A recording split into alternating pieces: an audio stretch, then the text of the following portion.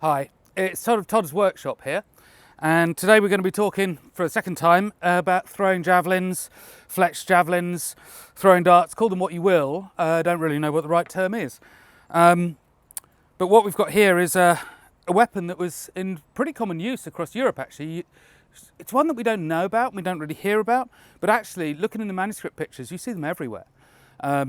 Particularly actually, but not exclusively, around sort of sieges and ship warfare, you see it quite a lot, but also battlefield. So what we've got here is a shaft, 20mm, 3/4 of an inch ash, about 5 foot long, 1.5 meters, with a barbed steel head on it, with a very flared outline profile. This flaredness seems to be quite typical of them. And I was talking about whether they were used with a throwing string, because throwing string, classical terms, I think it's called an amentum, has been known about since who knows when, long time. Apparently Alexander's troops used to use it. So I was talking about this and saying how nobody in Europe seemed to use throwing strings. Well, actually that wasn't true, and that's part of why I'm here. And in 16th century Irish context, you see it. I heard that perhaps the Galaglass did use it, but in fact somebody's come up with a wonderful picture, and that's one of the great things about my channel, is the quality of discussion is brilliant, and people came up with all sorts of information I didn't know. One of them was that the Galaglass used to use them, and pulled up a picture of it.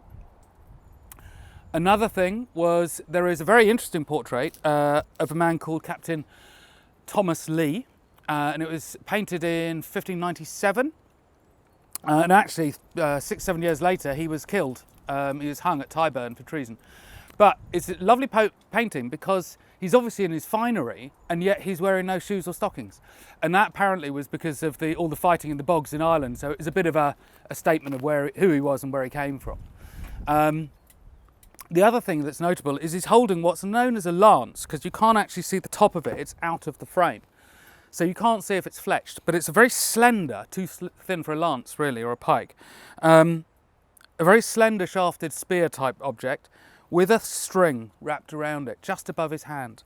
And that obviously indicates, you know, that it's some sort of a throwing device like that. No other pictures in Europe that I have found show those throwing strings. But actually, one of the things, going back to the fantastic discussion on the site, there is, if you get a chance, a chap who told some fantastic stories about throwing darts on a Maori beach when he was a young lad. Really worth looking to see the text on that. But the other thing that somebody came up with was two more very notable points.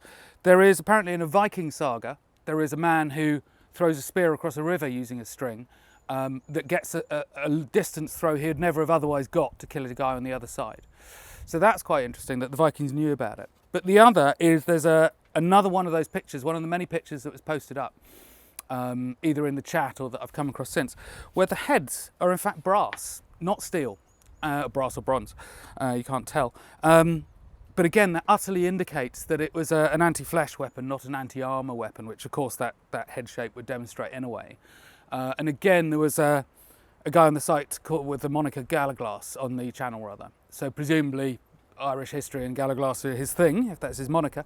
And he was saying that they were used predominantly against cavalry. I don't know that, but he seemed fairly clear on that. So really, yes, it's an anti-personnel, anti-flesh weapon, not anti-armour. And then the way the Irish did it is they tie this thong around. So this just slips on, goes around the shaft, and then it's just held tight, and you just throw it like that. So we'll have a look at how that works and how that increases or decreases the range, and what functionality of that. So what I've done here is I've just put a slit through the leather and returned the thong through that slit. The leather is about 2.5mm thick by about 10mm wide. Comes down, and then we're just at the end there. I've done the same thing, that I've just slit the leather and just passed the end of the thong through, and it just makes a very tight loop. It won't slip. So we're going to throw it now. I've just laid out a track here, so we've got a 30-metre, 100-foot tape measure. There's a log sticking out of the grass there at the 30-metre mark to give you a reference. And yeah, we'll throw a few throws and see how we do.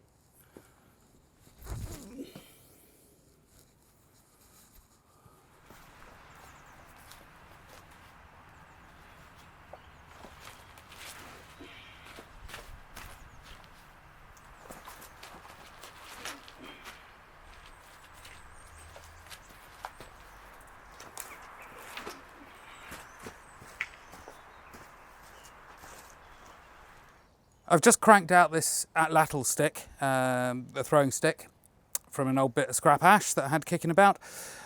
It's a bit too short, or it's a bit too long for this dart, one of the two things. I think the dart's a bit long and probably a bit heavy. But what I have done is you've got a little return hook on the end there. Usually it's done with a branch, coming off the main stick. You put a little dimple in the end here, so that what happens is that simply lodges in the end. Now, like I said, this is not very well balanced, so I'm going to throw this with a rather inelegant two-handed style, just holding the end of the weight here. But you'll get an idea of what's going on, right? So it's the same one. There's a 30 metre distant range here, and let's go. So that throw was about 25 metres. I actually did a test before where I got about 27. So it's actually, for me, as a complete amateur with badly matched equipment, it's at the moment looking about the same as the throwing string, which in a way, seeing as that's the same length as the throwing string, give or take, it's kind of about what you would expect. So just to conclude, as far as I can tell, the Irish appeared to use throwing strings and use them effectively over quite a long period of time. I've found this system to work very well. You can't lose the component, obviously, it's fixed on the shaft. You can't fumble it like knotting a string on, it's there, you can get your finger in the loop. It adds about 50% to the distance that you can throw the spear, in my case. So really a very effective thing.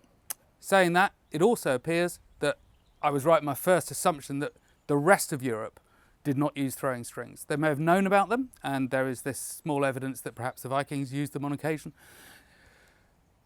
They knew about them, but they didn't use them. The Irish, on the other hand, knew about them, did use them, and very effective. It works well.